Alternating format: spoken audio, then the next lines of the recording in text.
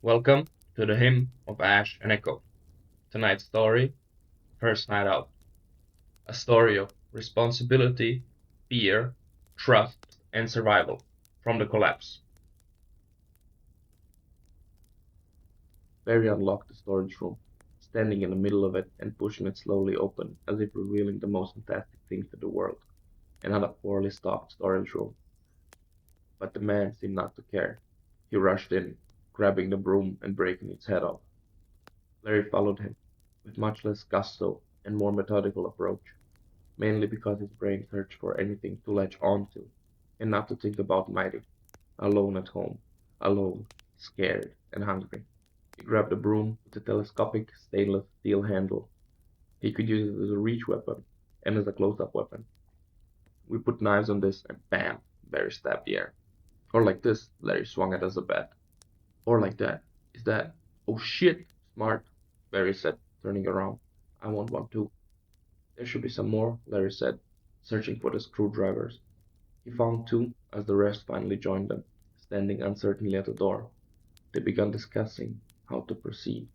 Everybody wanted to know the plan, and some even had their own ideas as they armed themselves. But in the end, Barry did most of the talking, Larry did most of the nodding, and all seemed to have their eyes glued on him. Why look at me? Larry asked himself, duct taping magazines to his upper and lower arms. Do I even have a plan? He thought, duct taping a knife to his stainless steel handle. They seemed to think so.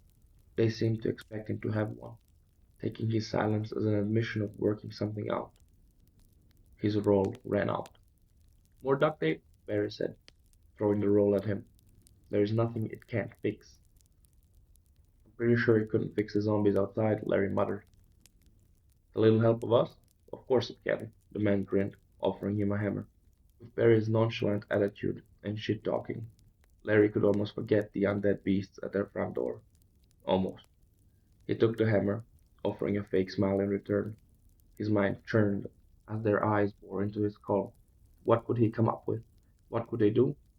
Tackle one problem at a time, he told himself, and his mind began troubleshooting, focusing on the biggest problem first.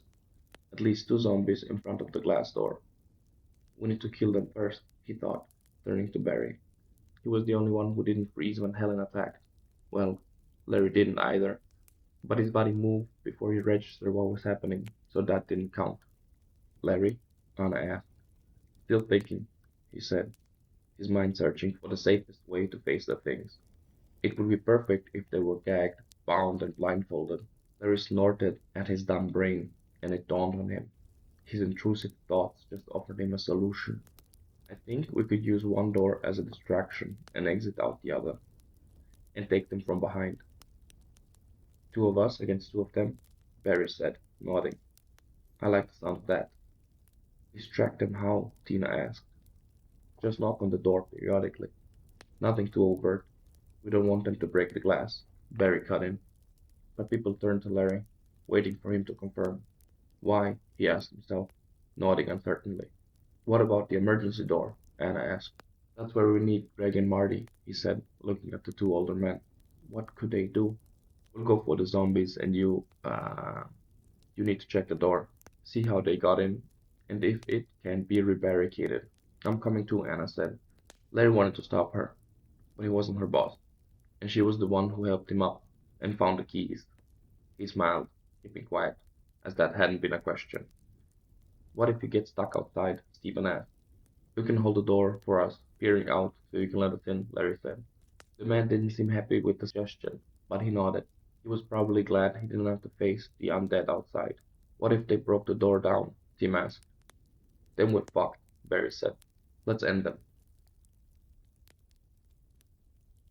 Greg, Marty, and Stephen removed the tables as Larry stood to the side, listening to the things shamble and moan, bumping periodically against each other, as if attracted by the noise the other was making. The thought made his skin crawl. Janet looked up, then back at her phone. She was texting Tina and Leah, who were on knocking duty. A silent knock echoed, sending the two zombies into a little frenzy. The moans turned to growls, the dragging and lethargic steps falling hard on the tiled floor as they rushed over, slamming into the glass, scratching at it. Larry could only hear it on this side, and didn't want to envision how it was on the other side. By the faces around him, everyone agreed with his assessment. Well, all but Barry, who puffed on his cigarette, eyes closed as he enjoyed the light nicotine buzz. Anna finally returned, now wearing a long leather coat and a hat, duct tape magazines over her pants and under her jacket. He could see the bulge around the biceps and wrists as she carried a frying pan. A frying pan? Larry blinked at the woman, hardly believing his eyes. They didn't have the best options, true, but a frying pan seemed insane. But, well, he had a spear made of a metal broom handle and adjustable wrench tucked into his waist belt. So who was he to judge? And a screwdriver, as if that would do any good. Stephen cleared his throat, and Larry turned to him. The door was ready to be opened. Shivers ran down his spine, anticipation and anxiety making his hands shake and his stomach twist. Barry puffed out the last of his cigarette, exhaling the smoke, and finally opening his eyes. The man was ready for business, and that made Larry even more nervous. He closed his eyes, counting to 10, and exhaling deeply, calming his nerves. "Text them," he whispered. Another silent knock, and the shambles turned to a sprint as the things growled and slammed against the other door. Larry was first through the door. The metallic smell of blood and the stench of sweet, rotting meat filled his nose. He looked left, then right. The green door seemed unbroken, two zombies taking up all his attention. He moved as slowly and silently as possible, his tiptoes barely touching the tiles as he closed in. Barry joined him. He too moved in a crouch, his longer spear held in both hands. Larry held his breath, closing in, aiming, and waiting. The carpet on the other side moved, revealing two silhouettes. The zombies went wild, crawling and snarling and scratching at the blurry glass. Just one more step, he thought, his lungs burning as he didn't dare to breathe. Larry made that last step, planting his feet and pulling his hand back. The stainless steel spear glinted in the fluorescent light. He waited, his lungs burning, his muscles taut, but he held back, allowing Barry to take his position. Then they both stabbed. It didn't go as planned. The timing was off. Larry's night spear stabbed upwards, entering the skull through the cranial opening, and the thing stiffened, falling forward. Barry's strike went too high, into the occipital bone. The knife drew blood, but it got stuck. The duct tape tore. The long wooden spear continued upwards, past the knife, its momentum pulling Barry forward, into the turning zombie. Larry tried helping, pulling out his shorter spear, but it wouldn't budge. He grabbed for the screwdriver, but he wasn't fast enough. Larry could do nothing but watch as it lunged at Barry, who fumbled with his long wooden staff, trying to hit the zombie, but he had no leverage, no power. But Anna did. The frying pan connected with its head, and something cracked. The frying pan. The handle and the pan broke apart as the zombie staggered back, giving Larry enough time to pull the damn screwdriver out, and lunged at it.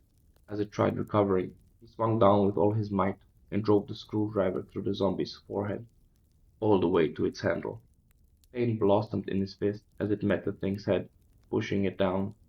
The dead undead sat on his ass, and Larry tripped over Barry, hitting the wall head first. The world flashed white, then blackness consumed him as a pulsing, throbbing pain echoed in his mind. Larry felt hands on his back and shook his head, trying to orient himself, or to banish the ringing in his ears. Either worked, though neither worked. "Are you okay?" Anna asked. "My head hurts," he said, finally opening his eyes. Barry stood by his side, grin as wide and bright as the sun. "What?" "I wonder what you would do for the people you like." "Fuck off," Larry snarled, and so did the zombie in the elevator. They all turned to the closed door. Now that the hallway zombies were no more, they finally heard it move, groan, and growl as it slammed against the closed elevator door. "That must be how they got here," Greg said, pointing behind them. Larry looked at Mighty, who stood by the emergency exit. The big green door was intact. "A zombie on a lift?" Barry said. "Now that's new." "In a lift," Marty corrected. "And how did they get in?" "Probably someone tried to escape them on the upper floors," Larry guessed. "They got in, got down, got attacked, and ran back up." "To our floor?" Anna asked. "What are the odds?" "1 in 17, Larry said. "We have to deal with it. It could hit a button." God forbid, the open door button.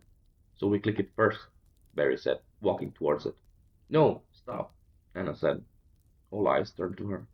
Let's be smart about this. What if there are more than one? Let's barricade the door, then open it. With the tables from inside? Greg asked. They began discussing it as the thing went wild on the lift door. Larry started the door, his mind working. Anna was right. They should be smart about it, even if only one was inside. One almost killed them all twice now. But Greg had a point. Bringing the bulky work desk out here wouldn't be practical. But Larry knew what would. He turned back to the unbarricaded door and rushed in, past Stephen, Noah, Janet, and others. They all stared at him. He grabbed the metal coat hanger, tossing the jackets as he did. Larry, Barry peeked through the door. What the hell, man? This hell, Larry said, pushing past him and others. You're both right, he said, pointing at Barry. Grab the other end and push it against the wall like so, he said, holding his end against the corner of the elevator door. Barry did the same, the metal bar spanning the length of the elevator door, leaving both men to stare at the wall, but also far away from danger. Smart, Greg said. Yeah, Larry said, letting go. You three get ready to kill, and use screwdrivers. They have better leverage. Barry grinned at him. What? I get to push the button, the man said, almost giggling. 3, 2, 1. Lifting, and the blonde female zombie rushed straight into the coat hanger. The plan worked perfectly. It slammed into it, and the man held it back. Greg stepped forward, ramming his screwdriver into its head. The blonde zombie crumpled to the ground, a blue screwdriver handle adorning her head, like a morbid accessory. Good that it was only one, Larry thought, feeling the burn in his arm, legs, and back. If there had been more than two, they would have broken through. I need to think things better through. Anna grabbed his arm, and he blinked down at her. How's your head? Still spinning, he said. But I'll live. You better. We still got a lot of ground to cover, Barry said, offering him a smoke. I stand by my fuck you. Mr. Rye saved his Mr. Died. So yeah, you can fuck me. Barry winked, as if that was the cleverest joke ever. Larry stared at the man, then shook his head. We need to wash up first. You do. I didn't get my hands dirty, Barry said, lighting a cigarette up. Larry smiled weakly as they returned to the office, his aching head and throbbing mind turning to mighty. Just until the sun sets, he thought. Then I get home. Larry let himself lie down, resting in a beam of sunlight as the whole damned room spun. The scene replayed in his mind's eye, the stab, the drop, and the helplessness as he tried pulling the spear out, and the terror as Barry missed. If the zombie had turned to him, well, Anna would have probably gotten there in time. Probably, he thought, his mind turning to Helen's attack. The terror he felt as those jaws rushed at his face. Soft footsteps sounded on the carpeted floor, and Larry cracked one eye open, the room still spinning, and the sun still shone, and Anna still worried sick. This time, she brought him a glass. Can you sit up? What's that in your hand? Something to ease the pain. Marge's bag is still here. Larry frowned, sitting up. Thanks, but how is that relevant? She was the med lady? Anna asked, as if it were obvious. Even I knew that, Barry said, holding forth the steel handle with screwdrivers attached to the top. Actually, it had two handleless screwdrivers duct taped to the top. A new and improved spear. Thanks, Larry said. How's the head? Painful. How's the planning going? Larry asked, drinking the medicine. 2 more resting stops added, Barry said, grabbing a cigarette. Do you want one? I have a headache. Barry's eyebrows shot up. So what? I don't want one, thanks. Suit yourself. I would advise you and everyone else to hit the head before we head out, he said, walking away. He's a strange man, Anna said. Yeah, Larry said, letting himself lie back down. Anna stayed with him for a bit longer, keeping him silent company, but she, too, went to the kitchen. Or maybe to the toilet, as Barry suggested. He was strange, true, but well, he was also extremely adept at apocalypse, survival, this whole shit, whatever it was.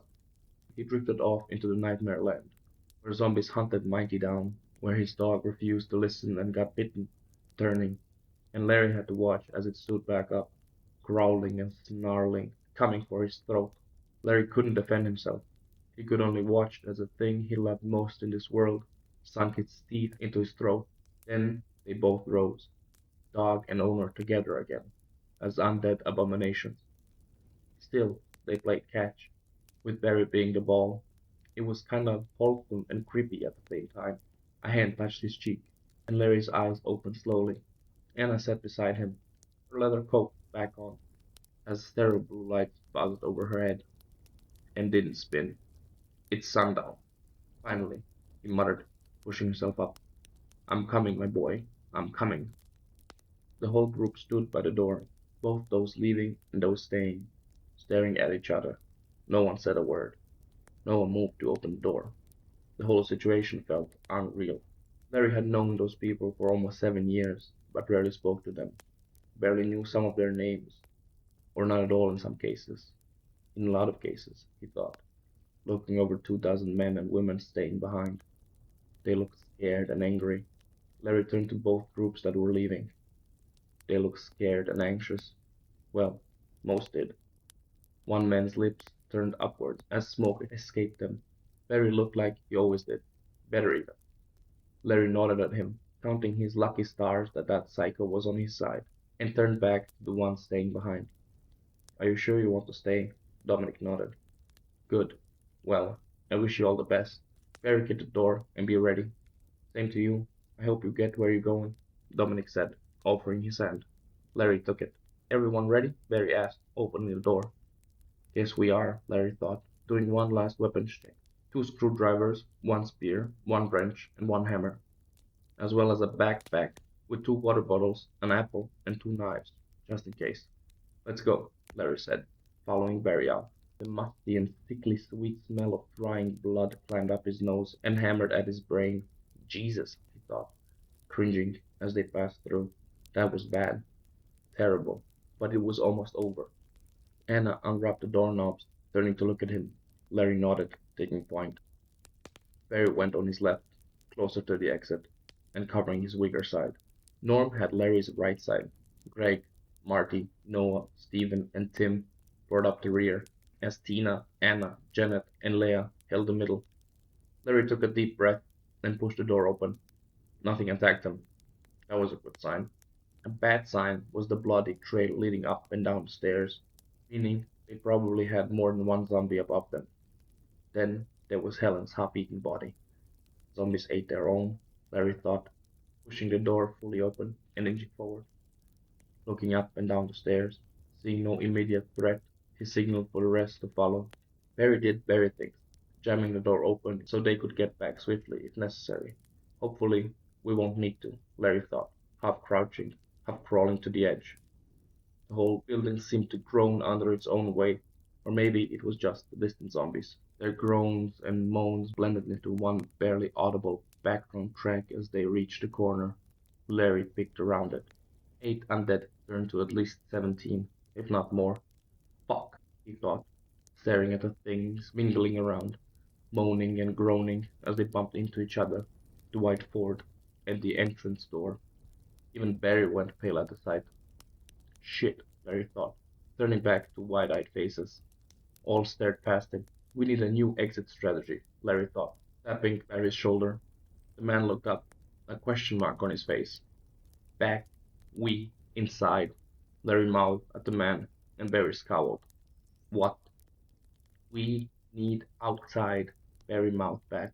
No, go back. Larry shook his head, lifting 5 fingers. Minutes. Think. Barry's eyes narrowed. Then he nodded. Thank God, Larry thought, as they gestured for the rest to get back. They did. Now, Larry and Barry were suddenly bringing up the rear, and every second felt like an eternity, having his back exposed. He could almost feel the undead eyes on him, all until the green door clicked shut without incident. Lucky, Larry thought, turning to look at the faces staring at him. But for once, he had a plan in mind. The same things assaulting his nose will be there to take it out of this mess, or the building, at least. We will use these 3 as bait and draw the horde away from the door, Larry said. How? Anna asked. By using the elevator. Check for phones. Barry, give me a hand, and let's throw them inside. Phones? Tina asked. Yes, to play a song and make noise. And these things? Larry kicked the dead blonde undead. Our food. But first, Barry said, offering him a cigarette. You know what? Larry said, taking it. I think you're right. He lit it, and the stench of the cigarette pushed out the sickly sweet smell of death.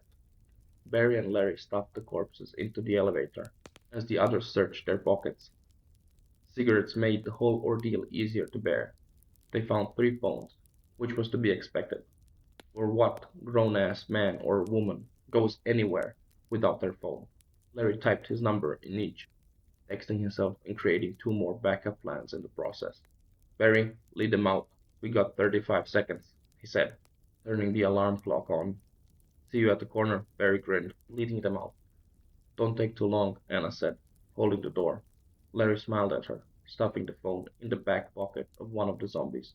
She nodded, letting the emergency door fall closed. Larry took a deep, smoke-filled and still stinking breath, clicked the ground floor button, and stepped out. He watched in silence as the elevator door slowly closed shut. He heard the gears move and groan as the metal box descended. Dozens of zombie moans followed the sound of the elevator moving, some over him, some under him, but all reacted. That was the point, Larry thought, opening the green door. The coast was still clear, and the group knelt by the corner. All had their eyes glued to the first floor, anxiously waiting. Larry crouched jogged across the hallway, keeping his eye on the floors above them. The lift's pang echoed as he reached the corner, and the moans, grunts, and shambles turned to growls, snarls, and steps. Larry knelt next to Barry, watching the things move to the elevator, but only the ones close to it. The zombies at the door seemed not to hear it, or they ignored it. Shit. What now? Larry asked himself. The plan was to move the zombies from the exit so they could escape, but that failed. There were still 6 zombies at the door.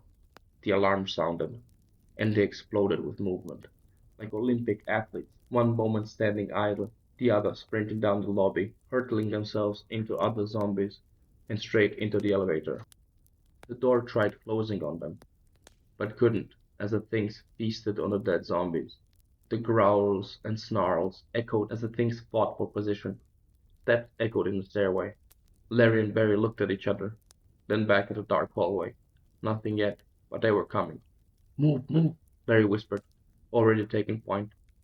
Barry matched his stride as they crouch ran down the stairs. 15 feet seemed like an eternity, and it was. Larry turned back, the elevator zombies still jostling for position, feasting or trying to, the alarm still blaring, or, well, whimpering, now that it was covered in dead and undead bodies. But the steps overhead did not wane. They grew louder, more frantic, growls and snarls following them down, and Greg and Marty were still on the staircase, lagging far behind. Larry gestured for the 2 men to hurry, letting the rest pass him. Noah held the door open as Barry took point outside, doing hopefully nothing but standing watch. Larry turned to the elevator. They were still busy eating. He looked over Greg's shoulder and still saw nothing. But well, that could change any second. Felt his heart in his ears and mind as he crouched in the open lobby, a group of at least 16 zombies, not even 20 feet away, feasting on undead flesh. Another group, who knows how large or small, hurtling down the stairs. And the 2 men he should survive with, taking their precious time closing the gap. He wanted to yell, to scream at them, he wanted to leave them behind, but Larry gritted his teeth, eyes searching the lobby and the stairs. The 2 men reached him, passed him, and were out. Larry backed out, closing the door behind them, and finally they arrived. 6 zombies rounded the corner of the stairs, all but falling down as they rushed, drawn by the still ringing phone and the growls of others. Larry watched them slam into the rest like a mindless wave of drugged-out, burning men-goers, only bloody, snarling, and dead, instead of high, insane, and horny. Larry watched them for a moment longer, then finally dared to breathe. He took a deep breath of fresh night air for what felt like the first time in a year, even though it was barely a day. Larry exhaled, turning to face the night ahead of them. The lit streets of New York never looked emptier, nor dead, and yet he could hear them in the distance, shambling around and moaning. I'm coming, he thought, the steel handle suddenly slippery with sweat. Just a little longer. Let's go, Larry said, retaking point. Barry grinned like a madman. This was the first night out, story 2 of the Larry and Barry saga, and the first long series in the collapse. I released 2 short stories a week, and for the next few weeks, the collapse will be pulling double duty for a while. Now, the blooper reel. The two zombies. Zombies! Larry wanted to stab her.